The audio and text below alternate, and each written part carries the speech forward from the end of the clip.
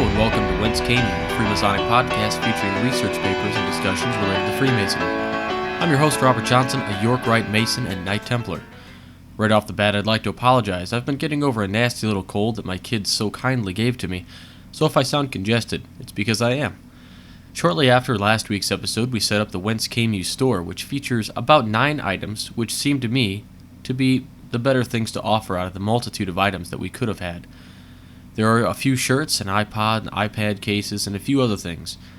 If there is something that you want but don't see there, shoot me an email at wcypodcast@gmail.com so that I can add that to the inventory for you. There's a ton of stuff, and all I have to do is add it if you need it.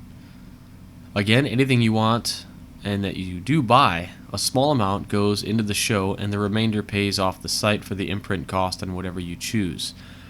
Halloween is right around the corner. In fact, it's today if you're listening to this on the intended release date. So I hope you have an excellent one, if you do in fact celebrate it.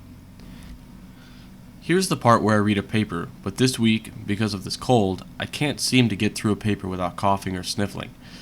So we'll go into this month's famous Freemason, who is Sir Arthur Conan Doyle. That's right, the guy's responsible for that new Sherlock Holmes movie and its sequel. Well, kind of.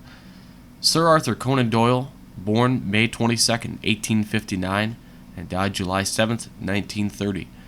Arthur Charles Ignatius Conan Doyle was born May 22nd, 1859, in Edinburgh.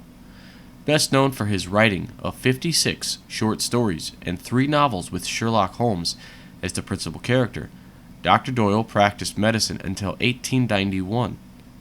He was knighted on August 9th, 1902, for his work with Langman's Field Hospital in South Africa.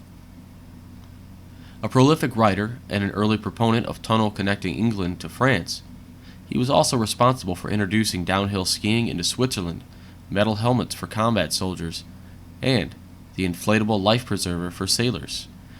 He makes a number of Masonic references in his writings, none of them key to his story development. He was initiated January 26, 1887, passed February 23, 1887, raised March 23, 1887. He demitted in 1889 but rejoined in 1902 and demitted again in 1911. Phoenix Lodge 257, South Sea, Hampshire. I can only wonder why he would demit, not once but twice. Perhaps he just didn't have the time for it any longer. I'd like to leave you all with an old Masonic toast, anonymously written. To him that all things understood, to him that found the stone and wood, to him that hapless lost his blood in doing of his duty, to that blessed age and that blessed morn, wherein those 3 great men were born, our noble science to adorn with wisdom, strength, and beauty. That's it for this week. Spread the word and tell people about the show. We're on Facebook and Twitter, as you can follow us on Twitter also, at Whence. Also, if you have the app, you'll be able to follow us right there on the app.